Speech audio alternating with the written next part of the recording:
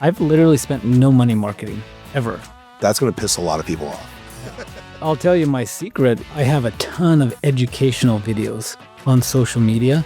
Every day I'm pumping out educational videos. And so by the time a lot of these guys meet with me, they've seen 5, 10, 15 hours of my content. There's all sorts of tools that all funnel into my CRM. And so I've got at this point, probably last time I checked, 45,000 people just sitting on my CRM that get emails from me every week.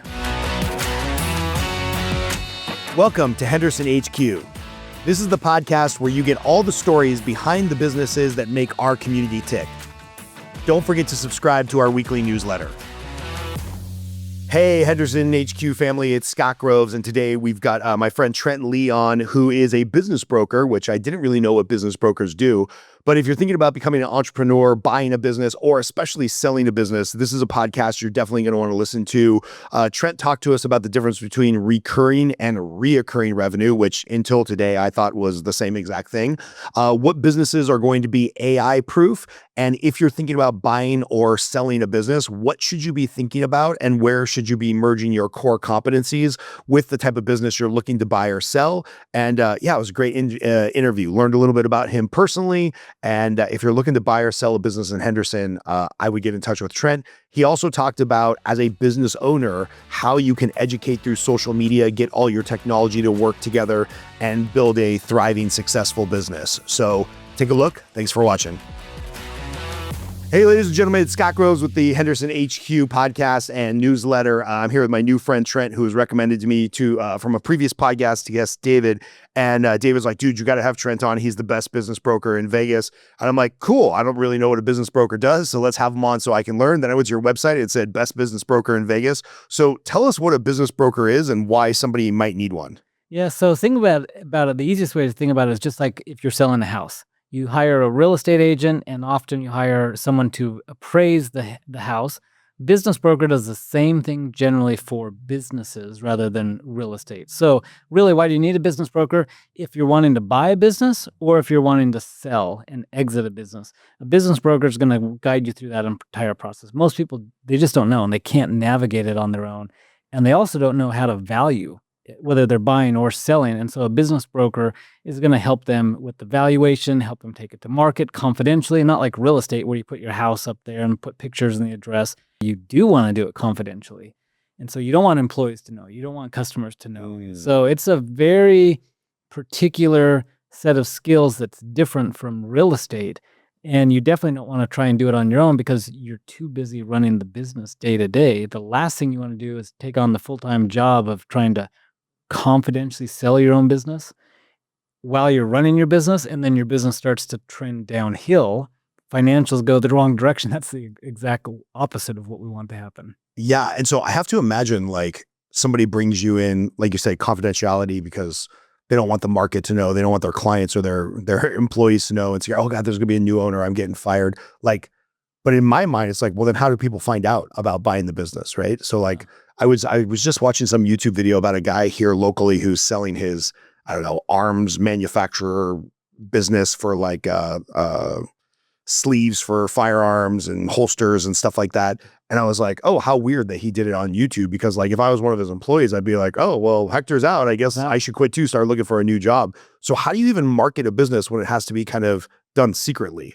That's the opposite of what realtors trying to do, right? Yeah, exactly. It's a really good question. And before I answer that question, to your point, we don't want the employees to know, because you had mentioned it. The employees think, oh, shoot, I'm going to get fired. But in reality, that's only in Hollywood. That's where they see this stuff happen. Business is sold in movies, and new owners come in and everyone gets fired. In real life, that doesn't happen. In real life, the employees are more important to the buyer than ever before. Buyers aren't coming in and firing all the employees, not in the small business space, at least. Maybe in mergers and acquisition of public companies, not in the local small business space. So buyers, when they come in, it's more important than ever that the employees stay. No one's firing them, but the employees don't know that. They just know what they see in Hollywood. And so they get nervous. And that's why it is so important, because they all start to scramble and put their resumes out. And then think about it then, because that's so important to a buyer, that's the exact worst thing that could happen, because now the employees that they're relying on are now scrambling, looking for other employment, or have already left. And so it's such an important point to sell confidentially. So to your question, how do we do that? There's not really a marketplace like there is the MLS for real estate, but there are 5, 6, 7, 8 websites, depending on the size, the area, the demographic, the geography, the industry, where you can market the businesses for sale, but you're really generic. It might say like profitable, well-established HVAC company for sale. You'll know it's in Las Vegas, but you won't know if it's in Henderson. Is it in Summerlin? Is it where's it at?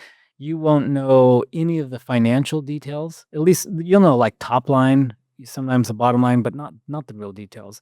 You won't know any real confidential details. So as long as it's something generic like that, where you say profitable, well-established plumbing company for sale, there's a million plumbing companies for sale. So you don't Right. really know who it is until the buyer goes through and signs an NDA, confidentiality agreement, verifies proof of funds, goes through a little vetting process, and at that point they get confidential details on the business. Got it. That makes sense. So you mentioned, plumbing, HVAC. What type of businesses are normally sold? Because I have the benefit of being a loan officer for 25 years. I've looked at a lot of business tax returns, and there is a lot of business owners out there who get mad at me when I have to give them the bad news of like, hey, just so you know, your accountant and an underwriter for a mortgage have the exact opposite jobs. Your accountant wants to show as little possible income as possible as legal by showing as many write-offs, and the underwriter wants to see that you have enough money to pay your mortgage. So I'm imagining this person that runs their HVAC business or whatever, they give you your tax returns and they're like, hey, I know your top line number was $3 million, but you're showing a potential buyer that you make 50 grand a year. Exactly. Like how that's going to be a really tough conversation, right? Well, yes and no. It depends on how sloppy and how legitimate their tax returns were. So, if a good CPA, now there's nothing wrong with trying to minimize your taxes when you're selling it. The problem is if you don't do it in a legitimate way and you're underreporting cash, or you're stuffing a bunch of personal expenses in the cost of goods.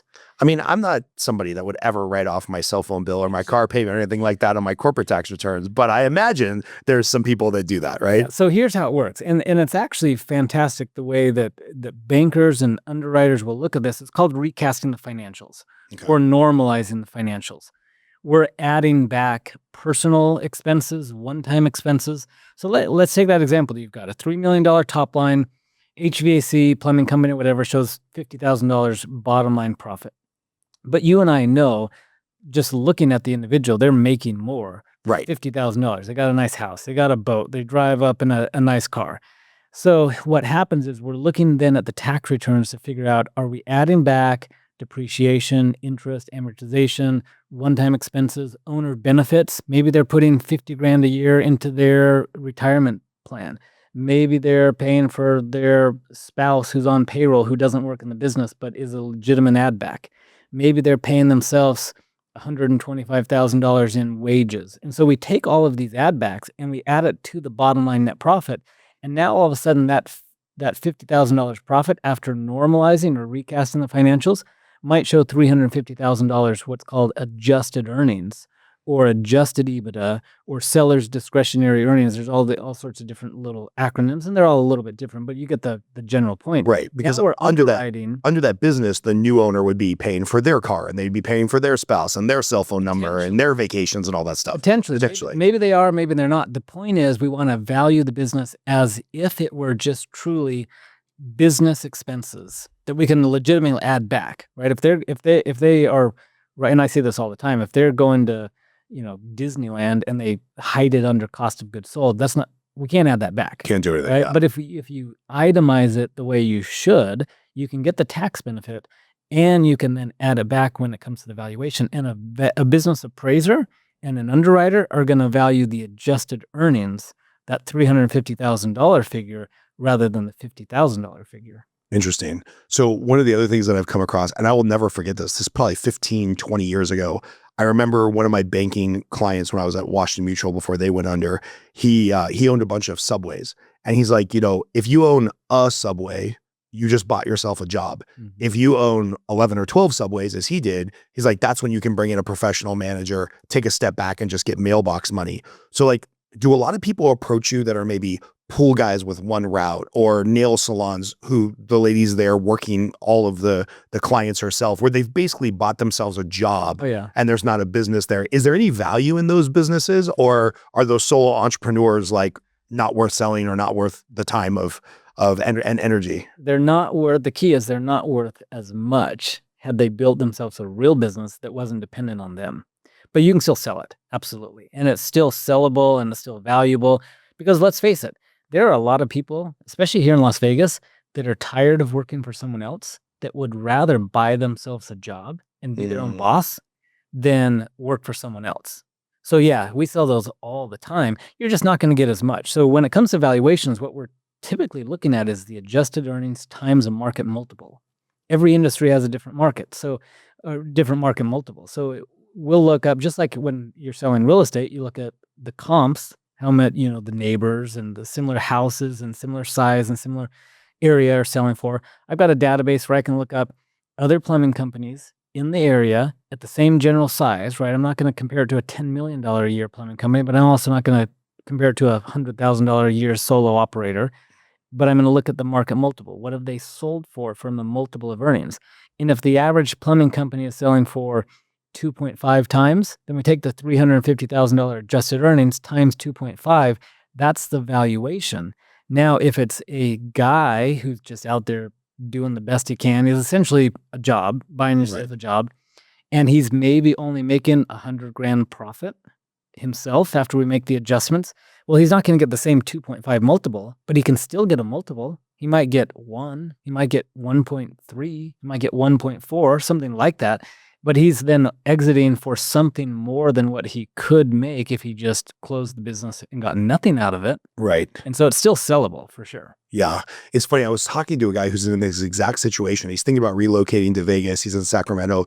He runs a very niche, like ice cone, snow cone business or something. It's just him. He's a solo entrepreneur, but he was in the right place at the right time. He's got a bunch of contracts with the school district. He does a bunch of special events, and I don't know, pick a number. He makes a couple $100,000 or whatnot.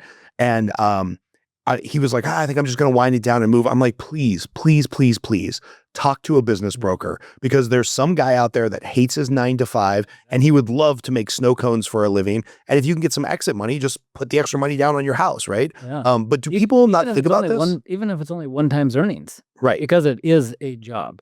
1 time's earnings is better than just shutting it down and getting nothing out of it. Right. Yeah. So when do you start talking to people? Like, do you talk to people years out when they're like, hey, Trent, I have this great coaching business. I've got some co-coaches. I'm thinking of like selling it in 4 or 5 years. Or is it like, do people call you and they're like, I'm done. I hate this thing. What can you get for me? Yeah. When I first got into the business, that's what I planned on doing. Half of the time I'd spend my time doing business brokering, valuing and selling the business. The other half of the time I'd be essentially consulting, coaching these guys 2 and 3 years in advance so that they were better prepared to exit, and then I'd help them exit. It quickly became apparent there was way too many people who needed to sell today that I just couldn't. I had no time left to do any type of consulting. People call it the D's of the D's of divorce, debt, disease, death. There's a bunch of these different D's that force people that they just don't have time to spend the next 2 or 3 years selling. And I got so busy with those people that are like, okay, I had a death in the family, I had a disease, I have to move, whatever the reason is. Yeah. And they have to sell like now. And so that ended up taking more than all of my time, just taking care of the people that needed to sell today. What are some common businesses that sell pretty frequently here in Henderson, right? Like somebody's watching this and they're like, I don't really know what I want to do in life, but I want to be an entrepreneur. I want to build my thing. What are some really common, maybe like low bar entry type businesses that people can buy? Yeah, for sure. But aren't they crazy expensive? Not necessarily, but here's the problem. They're crazy high failure rate. You're buying into something that you don't have experience in. Right. So I get calls all the time from people who say, there's this phrase and it drives me crazy. They say, I'm industry agnostic, which means they'll basically, I'll look at anything that makes money. That's the worst possible thing you could do. I have a fantastic surgical center for sale. Net more than $1 million per year. Well, just because someone calls me that says, I'll look at anything, doesn't mean they're a good qualified buyer. If they have no experience in running and operating surgical centers, it's a high risk of failure. Same thing with restaurants. In fact, there's some lenders who won't even loan to you if the numbers on the restaurant are good and profitable, unless the buyer has restaurant operating and relevant operating experience. And so these buyers that come and say, I'll buy anything, is the worst approach because they need to buy something in their center of influence, their center of their competency. Yeah. You gotta stick to something you know. I might have a buyer for you for that for surgical center. Guy's a couple years out of med school and like looking for it. Doesn't want to build his own practice from zero. But we'll talk about that offline. Yeah, Sorry, with another surgeon. Bummer. Okay, never mind. That's not going to work. So tell us a little bit, like, I don't know, maybe on the low end and without disclosing anything that you can't because of NDAs and stuff, or you don't use the business name, obviously. But what's kind of like a lower entry level business that you've sold for X, and then like where can this scale to on the upper side when somebody has as much experience as you? Yeah, so I'll give you the two extremes, my lowest and my highest. Okay. So I had one business brokers have, well, at least most of them have a minimum transaction fee. So usually we take a percentage of the transaction. So we're incentivized to get the buyer or the seller as much money as we can. Right. Just like a realtor, Yeah, right? exactly. And that's how most transactions work, unless it goes under our minimum. And then if it goes under our minimum, we just have a flat fee. And the flat fee is $20,000. I literally sold a business for $20,000. And you might be wondering, well, why would someone do that? They got nothing out of it. You took all of the money. Well, the reason it was, and they were they were jumping for joy. They were so happy because if you think about it, so this guy had multiple other businesses. This one business was not only losing money, but it had him on the hook as a personal guarantor on the lease for the next 7 years. He wanted out at any cost. And so by selling it at just enough to break even and pay my fee, he not only stopped the bleeding of losing money every month, but he got out of the lease, the personal guarantee on the lease. So he could then focus. Because the new owner would take over that personal guarantee for the remaining 6.5 years or whatever. Yeah. And so he could now focus on not only not losing money, but running his other businesses that were profitable and stop having to worry about this one. And so he was as happy as can be. Now, on the flip side, I have one literally right now. My biggest is 139 million. Wow. So there's a wide range in between there. Wow. That is a large deal. Wow. Where do companies, because I would think in my mind, if you have a company that's worth $139 million, it's probably a cash cow. It's probably very profitable. Like at that revenue level, you know, you could obviously bring in a full-time COO, CEO, operations manager. Why do people choose to exit instead of like, hey, let me just train somebody to run this business and I'll just keep it as a cash cow for the next 30 years till I die or retire or whatever. Yeah. Like what is the psychology of people that have high valuation businesses that they want to sell? I mean, for me, I have this coaching business, doesn't have anywhere near that kind of revenue. But even if I got it to like $4 million, $3 million worth of annual revenue, I would feel so proud about that. Yeah. It would be hard to like sell my little baby, even if I could sell it for 1.5 times revenue, $5 million. I'm retired. I pay off my house. I'm done. Like, why do people do that? Is it an age thing, or they just get sick and tired of it, or why? I guess what are some of the motivations for people to sell? Yeah, it's a really good question because before I got into the industry, I thought the same thing. I thought, you know what, if that's really that good of a business, then no one's going to sell it. There must be something wrong. Right. That would be my intuition, right? Yeah. But there's not. There's so many good businesses out there. And it goes back to the D's. Divorce, too much debt. Diapers. Yeah. Yeah. New babies. Exactly. Change of lifestyle.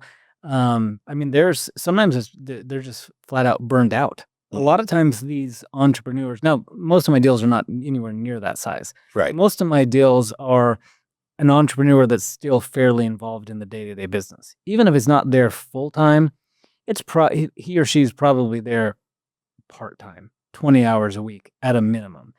And a lot of entrepreneurs they're just burned out and they can't totally, completely, it's just their personality, just let someone else run it.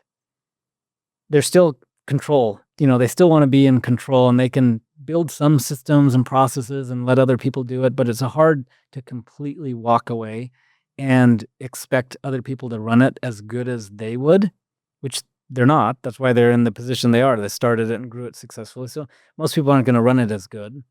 And then not only that, it's hard for them to really just think about building the systems and the processes and the procedures to be able to walk away. It's not like something you learn in grad school. Right. To build the systems and the process procedures to do it. And so what ends up happening is they try and do it without someone helping them along the way, a coach or consultant, and the business starts to decline. And then they are sucked back in to either turn it around or they're selling it off, trying to someone else at a turnaround. Yeah. So there's just so many. It's hard to really build a business that's truly absentee. That you'd say, you know what, I'll just sit back and relax and not even think about my business and not even have any worry about it. And the employees are going to run it like they would if they were an equity stakeholder, which they're not. Right. They're never going to run it as good. Right. And having a little bit of that like shiny object entrepreneurism in me, I'm sure once somebody's like mentally done with business A and they're thinking about growing business B, they want to go all in on business B, right? So like, why not sell off A and just get the capital? Yeah. Interesting. What type of protections are in place for the buyer, right? Because I can only imagine, we'll use a plumbing company, right? So like if the owner of the plumbing company is like the easy button, right, where he can solve the tough challenges for his cadre of plumbers, and maybe he's like the face of the business and he's really good at the ads and the marketing or whatever his specialty is of how grown the business.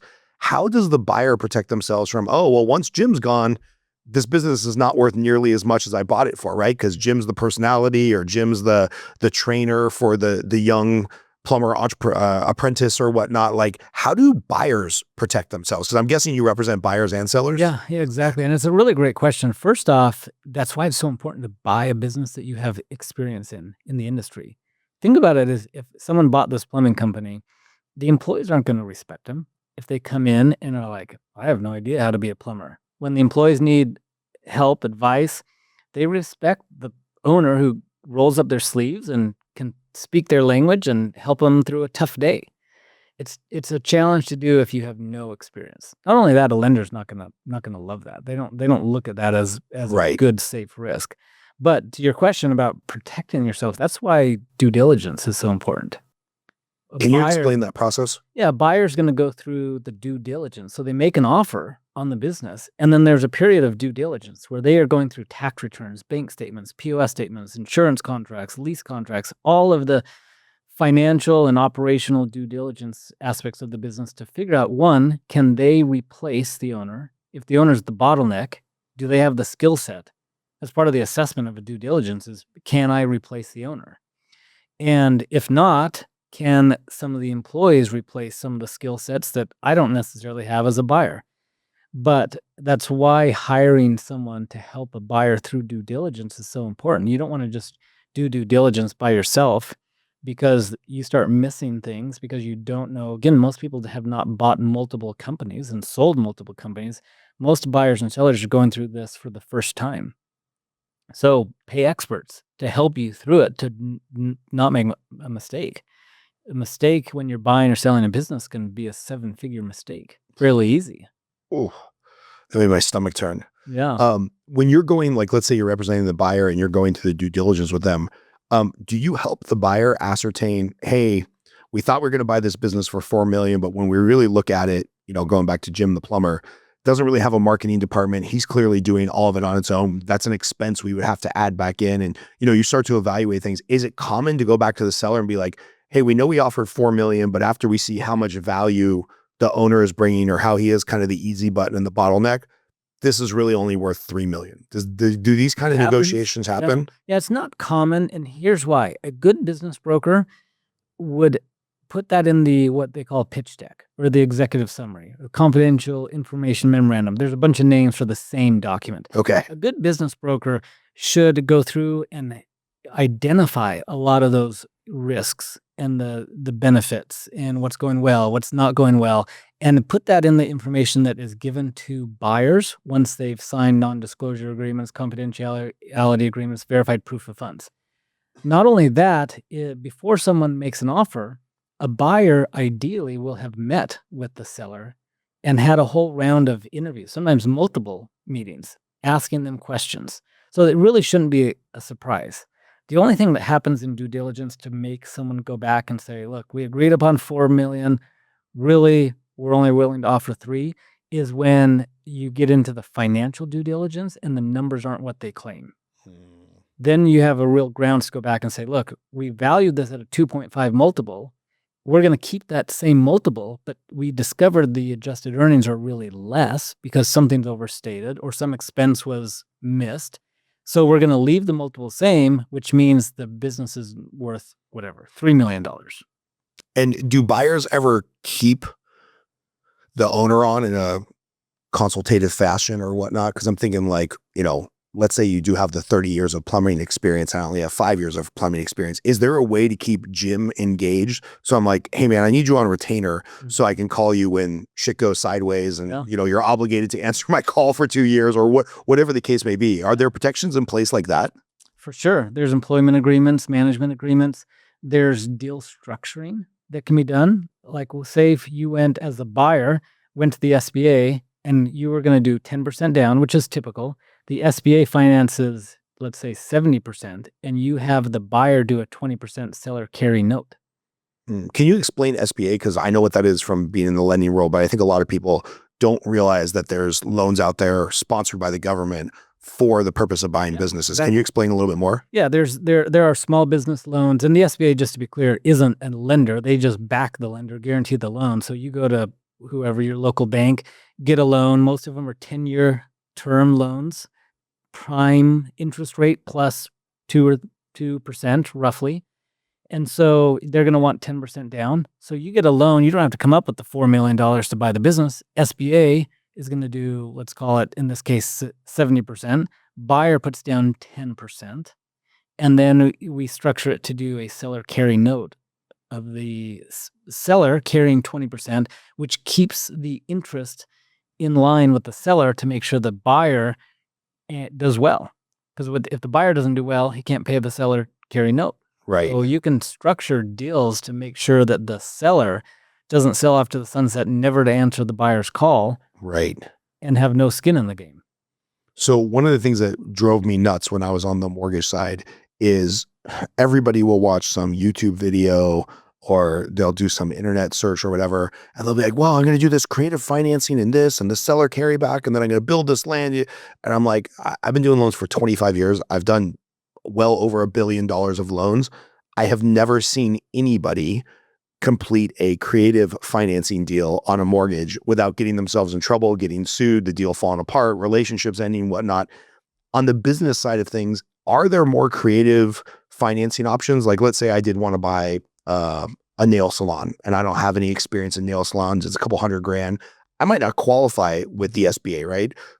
Is there things that you can do to still get the transaction through, or is creative financing just as much of a 4-letter word on the business side as it is the mortgage side? It is possible, but it's a needle in a haystack.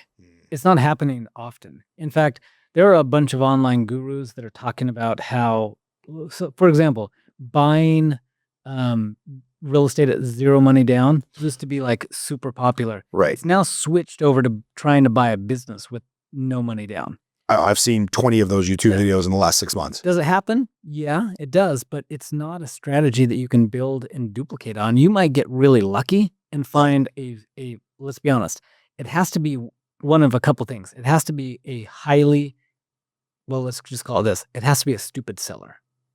Why would a seller sell their business at 100% financing if they had a good, profitable business? Right. That was making money, that they could go and find a buyer that would get an SBA loan and just pay them out 80, 90% at close. Right. Or it has to be a really desperate seller. And most desperate sellers don't have really great businesses. They have turnaround jobs. And they just are happy to like that one that I shared with you about that was losing money. And the guy was happy just to get rid of it for the fee. Right. In one sense, he would have probably, if there wasn't a fee, he would have just given it away. Someone could have bought that for 0 money down, but they're buying a business that is losing money every single month that they got to turn around. So there are businesses that are bought that way, but it's a highly, highly unlikely scenario that you'll ever find that. And it's certainly not going to happen twice to the same buyer. Right, right. Yeah, because most people that are losing money just won't front the money to continue to lose money till they sell it, right? They'll just shut the doors. Yeah. Yeah, take me to court, whatever, on your lease or whatnot. So yeah, that makes sense. Because yeah, the YouTube 22-year-old life coach influencer these days, it's all about, oh, you can buy a business with zero down. Just find this baby boomer that has no exit plan, buy it for zero down, pay him out over 5 years. And I'm like, I was thinking the same thing. Do you know what a needle in the haystack that is? Yeah. Um, Or the other way, maybe they don't do true no money down, but they try and get financing through the SBA and then borrow the other amount of money, which SBA doesn't want to see that. They want to see Right. cash inject. They want to see injection. Because here's what it's just said another way. Instead of buying a business at zero money down, if you say it another way, it's buying a business at 100% debt. yeah. That's stupid, Yeah. honestly. Lenders don't want you to borrow money. Yeah, it's super high risk. The whole point of buying a business rather than starting one is you're buying something that's already established, cash flowing, that has historical revenue, that is low risk versus the high risk startup. You buy a business at 100% debt. Somehow you get a SBA loan from 80%. You got somebody to give you a 20% down payment, and you're in this no money down. Does it happen? But you got now 100% debt to finance. The minute that business slows down or has a bad month, you're in a cash flow crunch, and that's when things start to go bad. And rest assured, the business will eventually slow down. Right. What are some resilient businesses that you've seen in Henderson, Clark County, Las Vegas area? Like, obviously, I'm very happy as a resident here that we are seeing this trend of more businesses that aren't gaming or entertainment related, right? It's Switch and it's Google and it's like more tech coming into the area. But for like a small business owner, what type of businesses have you seen that are pretty resilient, right? Like you said, restaurants, huge failure rate. Anything super high end, I'm sure it ebbs and flows with the economy. Like if you were advising my 22-year-old son, hey, get some expertise in this because there's a pretty big pool of sellers out there for buyers and you can walk into something profitable if you have some industry expertise. Like what are some of those businesses that you would recommend people look at? Something with a recurring revenue or reoccurring revenue, two different things. But I'll give you a couple of examples. Explain to me that, because I've always used those words interchangeably. Yeah, recurring is a customer that's coming in. For example, you buy Coke products. For example, you're just gonna buy it. It's Yeah. that you're on a contract. I'm never switching from Dr. Pepper. So. Yeah. So, but you're gonna go every week or every month or whatever. You're going and you're buying Coke products. Or there's reoccurring, where you're contractually, like you talk about pest control or pool cleaning. You got a lot of those sometimes are just month to month, but some of them are like the alarm system. You're signing a multi-year contract.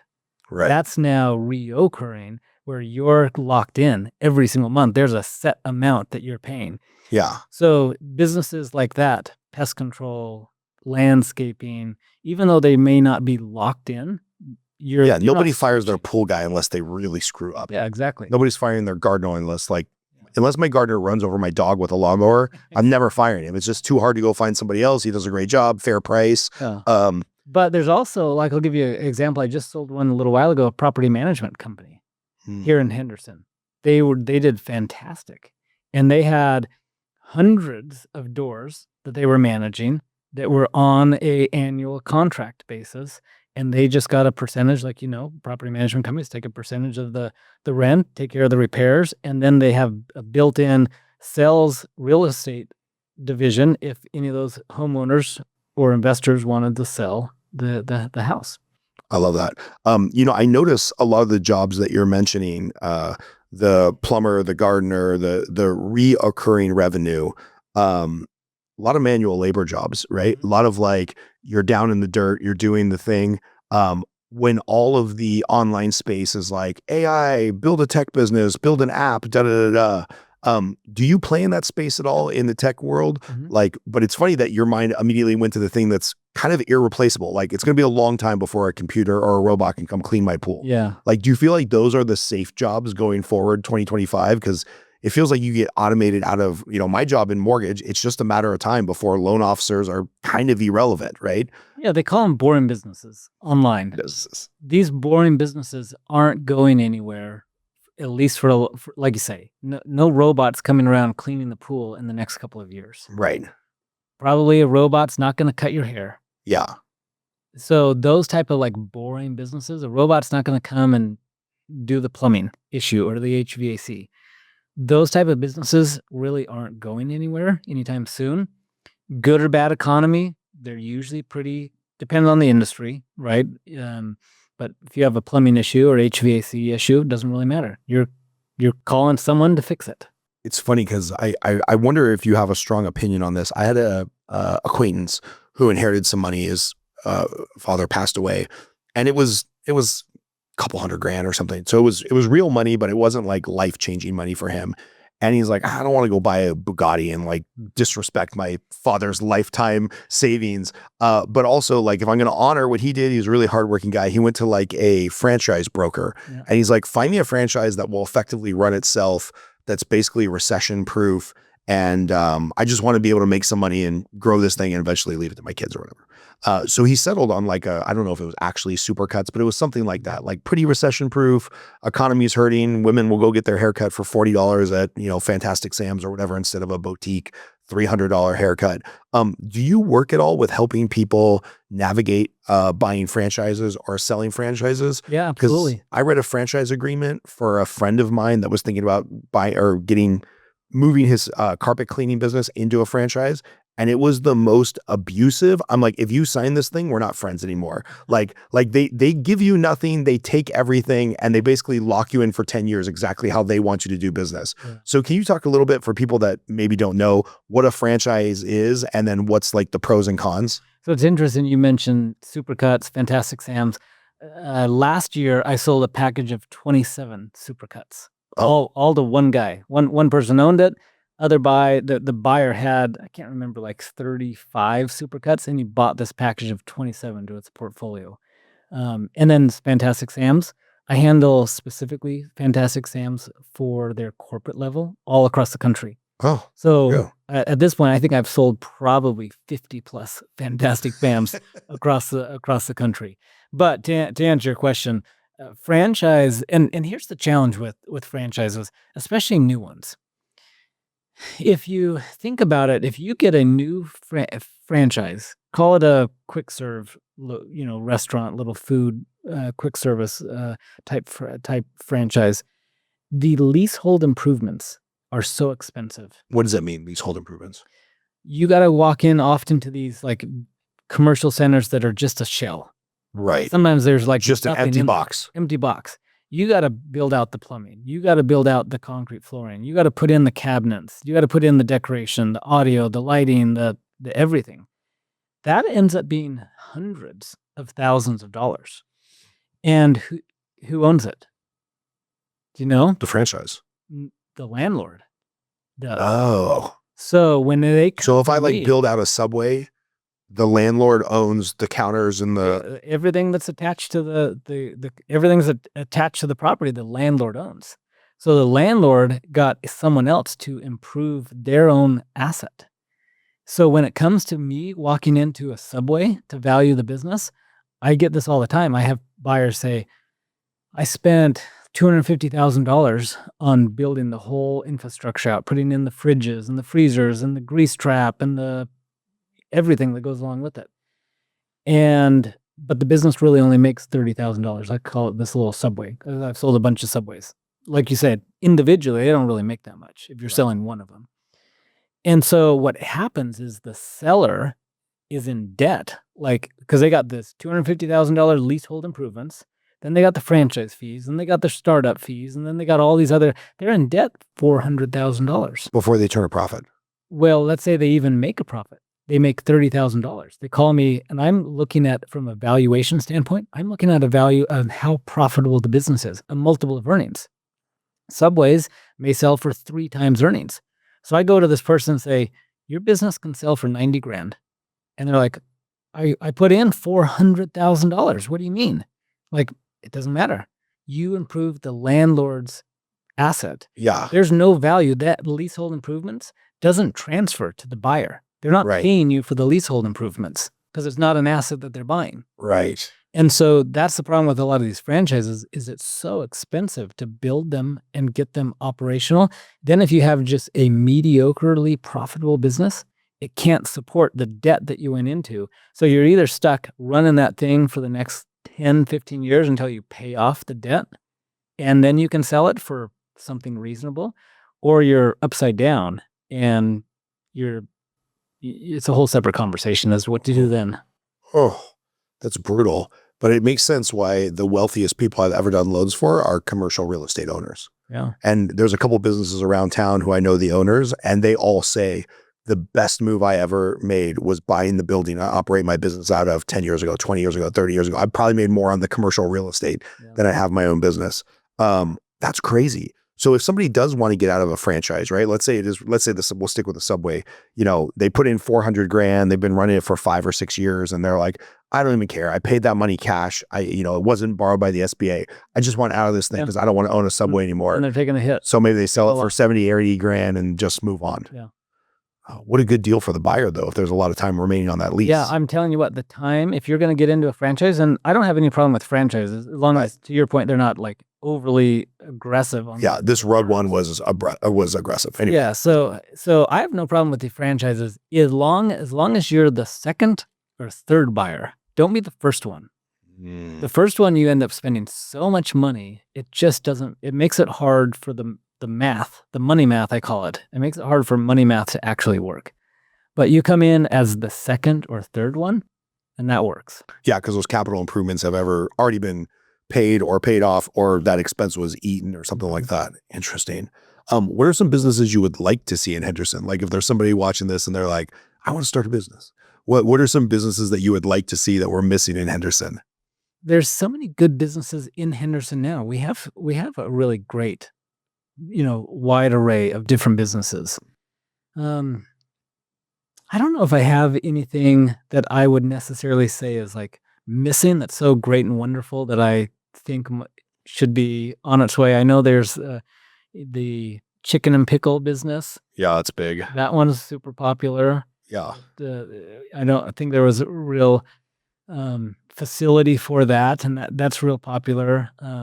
Although speaking earlier about property management companies, because I sold one, I did find out that the property management companies that manage neighborhoods that have pickleball courts are worth less than those that don't, because all the surrounding neighbors don't like pink sound. That's pretty funny. Yeah. Something else that's getting a lot of traction on social media, and I don't know how relevant this is, so I'd love for you to educate me. There seems to be, I actually know this from my friend Scott Wright, who owns Wright Auto Body. He's like, dude, I get called at least once a week by some hedge fund who's like, let me buy your property. We're rolling up, 300 auto body shops, and then they're going to roll it up to Mako or one of these companies.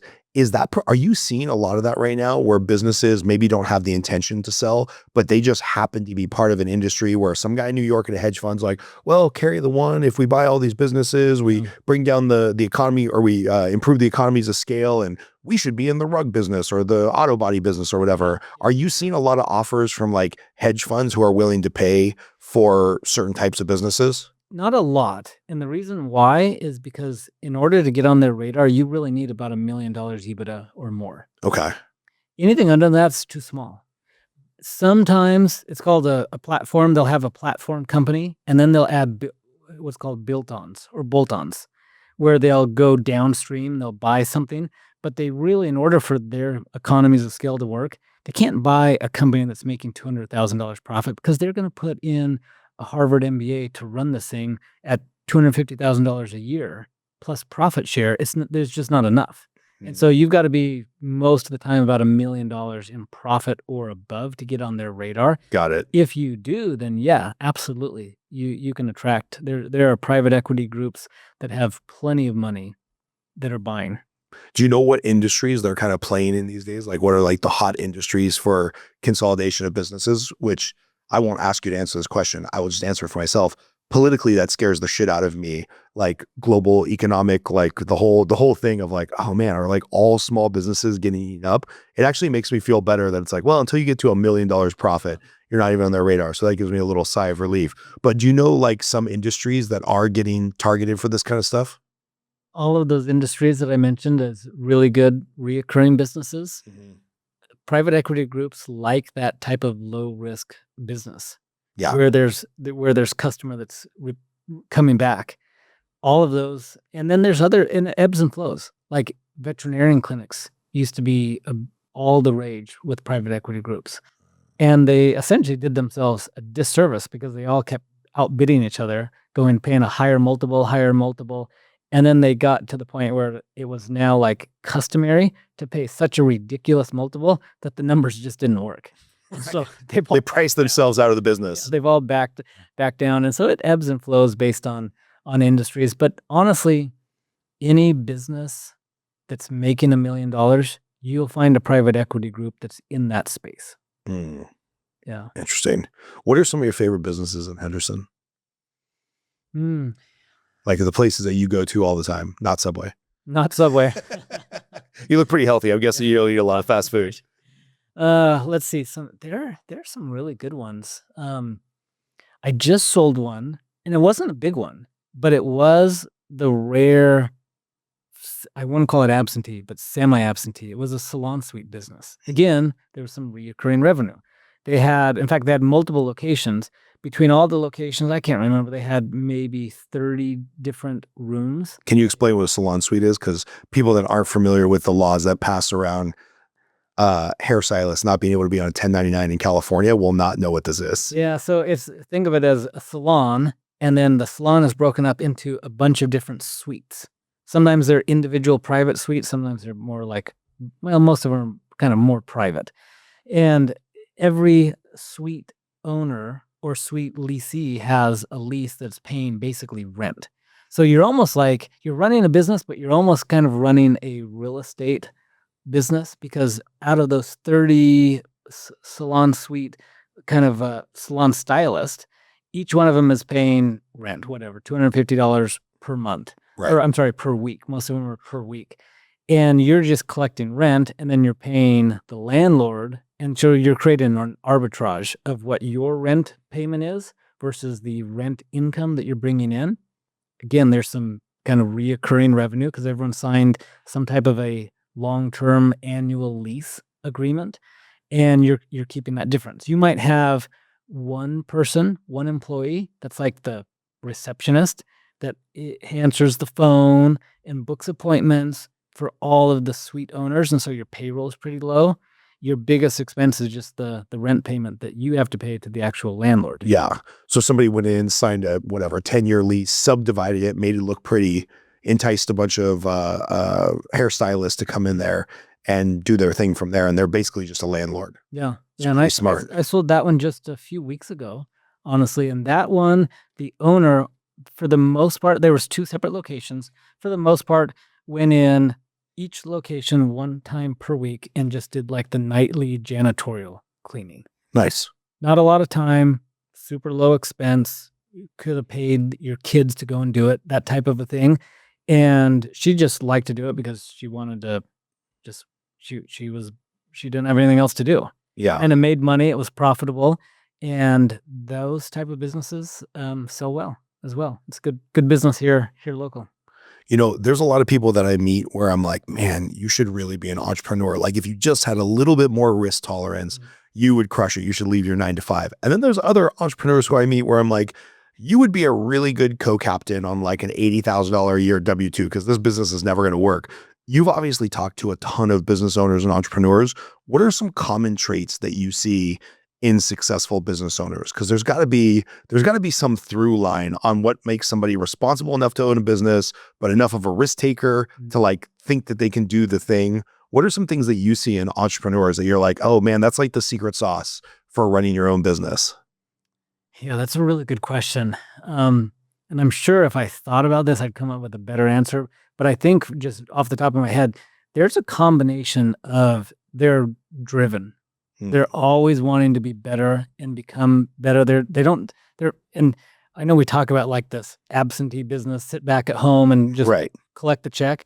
Well, for a lot of these business owners, that's the opposite. They don't want to sit at home and do nothing. They're driven. They always want to do something. They always want to make it better. And so they're constantly chasing and not only themselves but their employees and their business to make it better. They're obsessive with the financials. The really good business owners have a good idea of what's happening financially in their business. Yeah. They're not so caught up in the day-to-day whirlwind that they can't actually spend time working on the business rather than spending all the time working in their business. Oh, I love that. It's one of my favorite coaching terms, right? Like you got to have time to work on the strategy and the growth and all that stuff instead of just getting sucked into cleaning out grease traps and doing that stuff. Although sometimes that does have to be the business owner, right? Yeah, it does. And a lot of these guys are obsessive with education. That's how they're becoming better. Is they're constantly reading books. They're constantly going to courses. They're constantly going to seminars and different things rather than just like sitting at home trying to come up with this stuff on their own. They're learning from people that are 2 or 3 steps ahead of them, that are telling them, hey, here's what you need to do. Here's how you solve this problem. Here's how you become more efficient in this area. So I think a combination of driven, obsessive with financials, and constantly looking to educate themselves. I love that. I want to talk for a minute before we end about your business. Like, luckily, you're successful enough now. You've got some corporate accounts. How many years have you been doing this? About 12 years. 12 years. Can you think back to the beginning? Because I think a lot of people don't get into sales or don't get into running their own business because they can't conceptualize like that Peter Thiel book, 0 to 1, like how to get the first clients. So back when you were starting and you didn't have corporate accounts and word of mouth and, you know, goodwill, how did you build your business? Because it seems like a very hard thing. Like if I said, oh, I'm going to go door knock. Well, if you door knock in real estate, you're probably going to run into the owner of the house. Yeah. If you go door knock a bunch of businesses, the owner's not there, the owner's absentee, the owner's out on a call. Like, how did you grow your network to actually start closing deals, which then lead to more deals? So it's interesting. One, I grew up in an entrepreneur family. Talking about Henderson, I grew up in Henderson. I went to high school there. My father had a business, really fairly large business, depending on the time of year, had between 500 to 700 employees. Oh, wow. What type of business was that? He sold it, which is how I got into the industry, how I learned about the industry. He had a janitorial company. So reoccurring so they did all the Howard Hughes building, all the malls, all the libraries, basically any Class A building here in Las Vegas, they just monopolized the whole market. Pretty good business. Yeah. Yeah. And so I grew up seeing a lot of this stuff firsthand. But it's interesting, like how did I get into this? How did I start marketing and growing? I've literally spent no money marketing ever. That's going to piss a lot of people off. Yeah. And I'll tell you my secret is I have a ton of educational videos on social media. Every day I'm pumping out educational videos, educating buyers and sellers how to go through the process. And so by the time a lot of these guys meet with me, they've seen 5, 10, 15 hours of my content. They already know who I am. They know a bunch of stuff about me before I even showed up, and I'm educating them on how valuations work, what they need to do to prepare. And then in addition to that, it's a huge referral. Like if you think about it, how many business brokers do you know?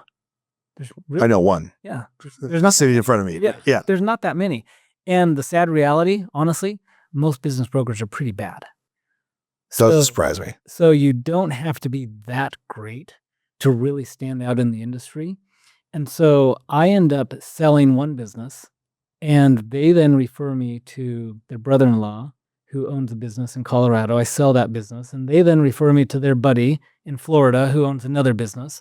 And then the neighboring person in fact, and this was kind of close to Henderson. Depending on where the actual borderline of Henderson is. But I sold an ice cream shop, who then referred me to a doggy daycare, who then referred me to the restaurant, all in line. And so that entire plaza, over the last 10 years, I've sold every single business in the entire plaza because they referred me to someone else to refer me to someone else.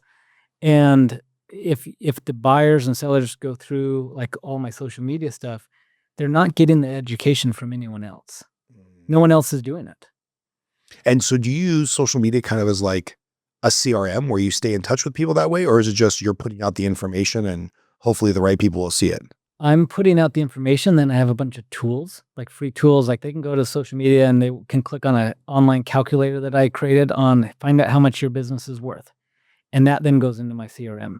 And now they're in my drip system. I'm sending them my book. I'm sending them my videos. Or there's on the other side, I've got another tool that I created, a deal analyzer tool. Whether I'm involved in the deal or not, they can go in, they can plug in the numbers, and it will spit out if this is a good deal. It'll calculate the debt service coverage ratio. It'll calculate how much wiggle room they have. It'll calculate, and it'll give them like a good assessment to say, this is a good deal. You should pursue it. Or this is not a good deal. Here's why, and here's what you need to do, price adjustments to make it a good deal. And that then puts them into my CRM. And so there's a bunch. I've got like a school community with a ton of videos on there. And so there's all sorts of like tools that all funnel into my CRM. And so I've got at this point, probably last time I checked, 45,000 people just sitting on my CRM that get emails from me every week on new deals that I have. And here's the thing that I found that I didn't know when I got into the industry. Buyers become sellers and sellers become buyers. Right. I didn't plan on that. I had two segmented databases of content for buyers and content for sellers, but I have so many sellers that start off as buyers because they already have a business. They're looking to expand. After years of getting my content and building an online relationship, they're like, I'm burned out. I'm ready to sell. Or vice versa. Sellers think they're ready to sell and end up buying a business. Or here's another thing that even happens. Sellers who think they're ready to sell because they're burned out, they really just needed 6 months vacation and now they're bored at home and they call me to buy something because they don't know what to do. They're like, I got all the money, but I'm sick of not working. Yeah. That's funny. And did you teach yourself how to do all that just kind of organically on the social media? I mean, do you come from a marketing background? Because the average person is going to be like 45,000 person CRM and daily content and this, and make sure, this technology works with this technology and it funnels in here. That can sound overwhelming to somebody that doesn't have like a deep marketing background. Did you just learn it one stage at a time? Do you outsource it and pay for somebody better than us to do it? Or how did it all my come backgrounds, I have an accounting undergraduate, did my master's in finance at Harvard. So I've got financial background, but you remember earlier when you were asking me about these kind of characteristics of entrepreneurs, I hope what I'm doing is explaining my own characteristics.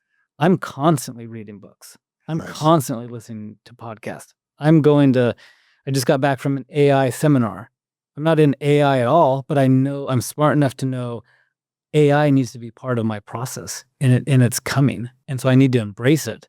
And I tell you what, there's not a single business broker in the country that's there doing it. Right. Because it's more of like a gray hair old man industry. And so I'm constantly looking at becoming better, more efficient, and learning anything I can to be a better business owner. That's amazing. I feel like I could talk to you for hours, but I want to keep it short under the out of respect for the listeners. What's the easiest way for people to get in touch with you? Where can they go to download some of these tools and what have you? I mean, obviously we'll put in your Instagram, which is Trent Lee Biz Broker. Yeah, I even wrote that down. I can't read my own writing. Trent Lee Biz Broker. Do you have a website or a Facebook where they should also go? All of them on Twitter, Facebook, okay. LinkedIn. They can go any of those and find them. Facebook's probably a little bit more my active.